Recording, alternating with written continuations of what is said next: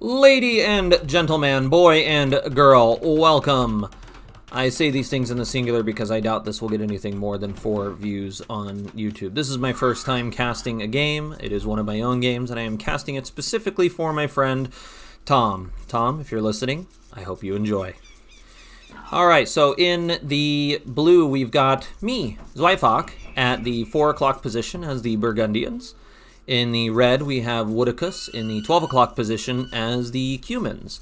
And the map is Runes, which is a pretty standard map, nothing too out of the ordinary. It's almost exactly the same as Arabia, just maybe a little bit less hills.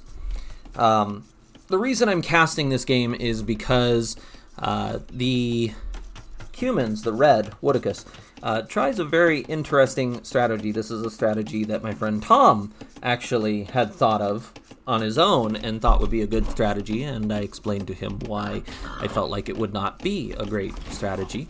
And lo and behold, suddenly I come into a ranked match, and this guy actually tried exactly that on me, so we'll get to see how it goes. So far, the build orders, nothing out of the ordinary. Collecting pigs, building a mill, bringing in my boar. Red, by the way, you'll notice he's actually behind on a villager. That's because he did lose one to the boar. He is pushing in deer, though. See if he's able to get this deer. Yeah, there we go. Okay, so he did get 1 extra deer. That's nice. I guess that helps a little bit. Here we go. I'm coming in to scout him. Now, I do take a few shots, but I survive, which is nice. He has not scouted me yet. In fact, he hasn't really scouted the map at all. He's just kind of scouted around, finding his initial pigs. Nothing out of the usual for him, just a few houses, lumber camp, mill. He's trying to push in another deer. So he's being greedy. He's pushing in deer instead of scouting. He does attack my scout. Now this is pretty annoying because his scout's full health. Mine's a little bit less than half because of all the damage it took from the town center, and he is now chasing me. And it looks like he's not giving up. He's just going to keep chasing. Again, pretty obnoxious because I can't fight him. And if I keep scouting, if I take any corner too tight or I get stuck on like a bush or something, then his scout will get shots on mine, and mine will eventually die. So I'm doing the only thing I can do, which is coming back home. Which is a little unfortunate because he had not scouted me yet, but he does lose his scout to my town center, which is pretty nice. So now I get to scout the map freely, and he doesn't have a scout at all, which really sucks for him because if you look, he really hasn't scouted anything. He has scouted just his base, and now he knows where my base is, and that's it. He says there's a reason I'm in 900 elo, which is kind of funny. But here's where the sneakiness comes in. So now that he knows where my base is, he has snuck a villager over here, and he is building a barracks just out of view. So you can see I cannot see this, and he really can't see anything of my base. The only thing he can see is just my town center, and that's it. He doesn't know what else I might have. I do have 1 militia. I am putting in a front wall because I really don't want him to just come walking into the front of my base. He is walling in his left side. And again, nothing out of the ordinary up here. This is the only thing that's strange. And now we've got a siege workshop coming up, which is one of the things the Cumans can do. They can build a siege workshop in the feudal age. They don't have to wait to castle to do that. The Burgundians, they can do all economic upgrades 1 age earlier, which is quite nice. So I've already got a bow saw. So I'm already 1 up on the wood upgrades.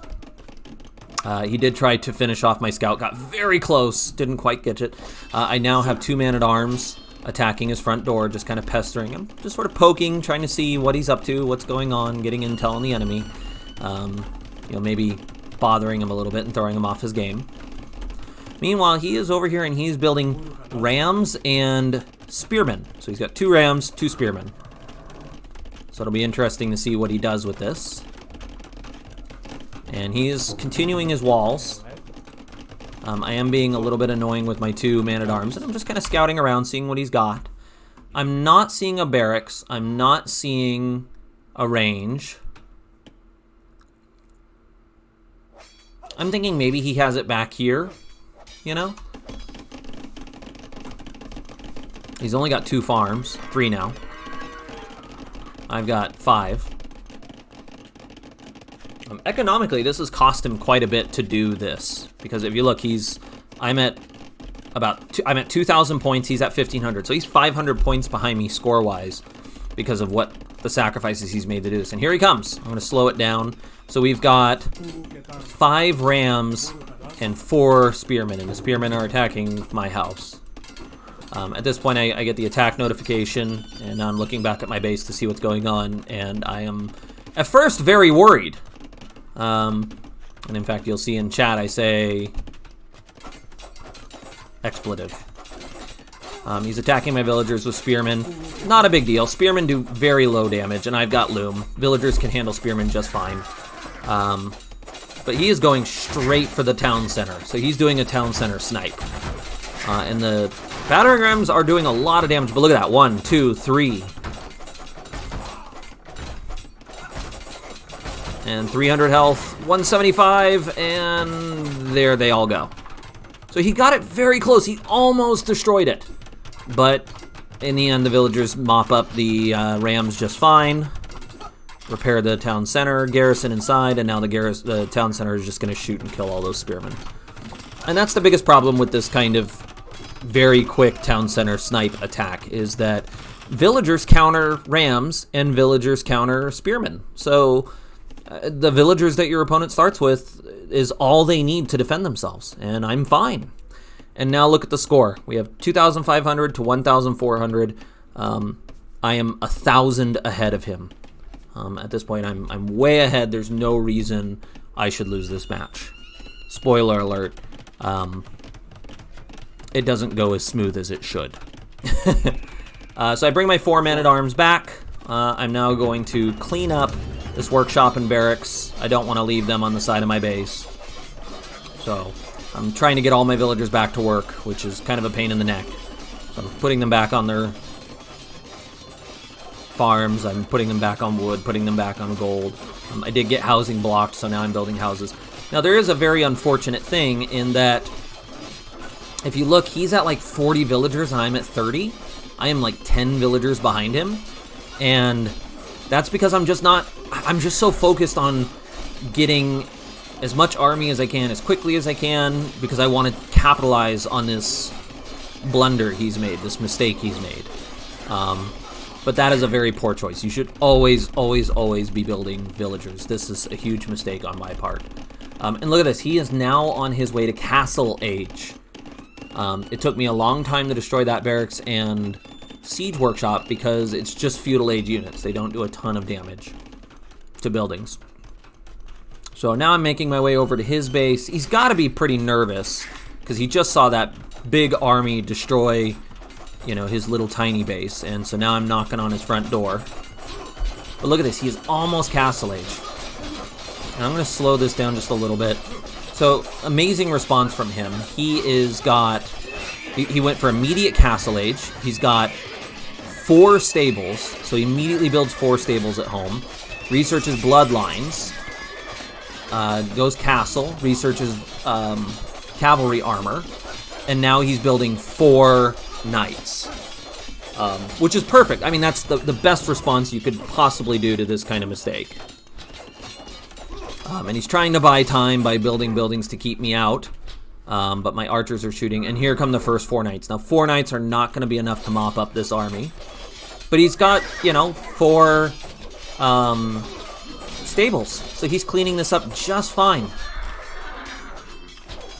Or not cleaning it up fine. He's building more knights just fine, I should say. So again, the 4 initial knights are not going to be enough to clean this up. Here come 2 more. He's kind of running around in circles, sort of trying to buy more time. The problem is he has no gold income, and he only has 60 gold. 66. It costs 75 to build a knight. So he cannot build any more knights. This is it. This is all he gets. If these 3 knights don't mop this up, he's going to be in real trouble. But the problem is that knights are just so strong versus feudal units. So strong. And yep, there we go. He mops it up. One last spearman finishes off this knight. So with one knight to spare, he barely holds on. But now he does have a second town center. He built this during that fight, and he's got it on gold. So now he's got his gold back. Meanwhile, he has kept up his villager production. He's now at 45 vills. I've done a very terrible job of keeping my villager production up. I'm only at 34. So he's 10 villagers ahead of me.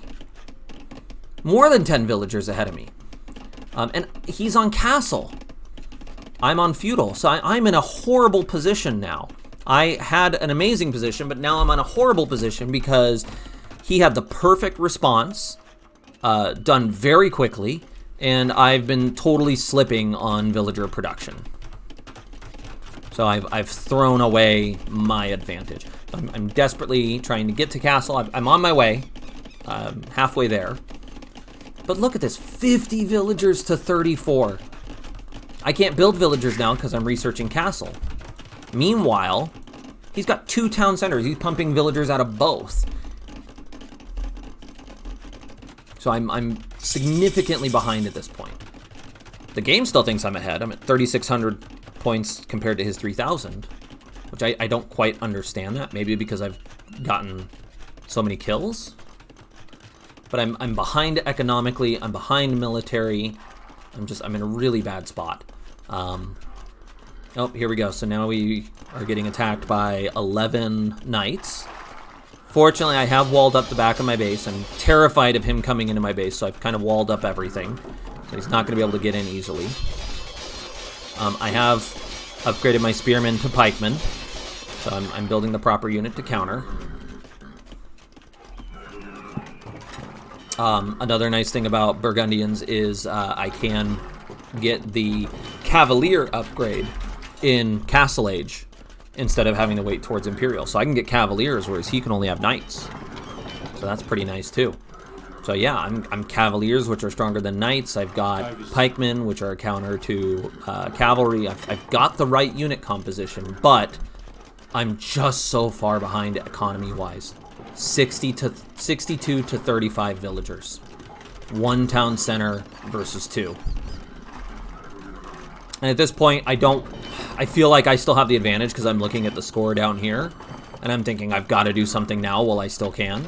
So I move out with my army. Let's slow this down. But look at this. He's got 34 knights. 31 knights right here. He's just so many because his economy is so good. He's just pumping them out like crazy. So it doesn't matter that I have the right units. It does not matter because he just has so many more than I do. So yeah, he just mops this up, no problem. And look at that now. 68 villagers to 38. 20 villagers ahead. And look at this, my farms are drying up. I'm sitting on 1,000 meat and 1,000 wood. I'm just falling apart economically. I don't know why, but I am. And yeah, this is it, this game. So there we go. The lesson to learn is that trying to do a fast town center snipe with spearmen and rams does not work. Villagers counter both those things. The other lesson to learn is don't ever stop building villagers. And if you screw up, sometimes the best option is to just build a wall and go castle. All right, well, that's that. GG.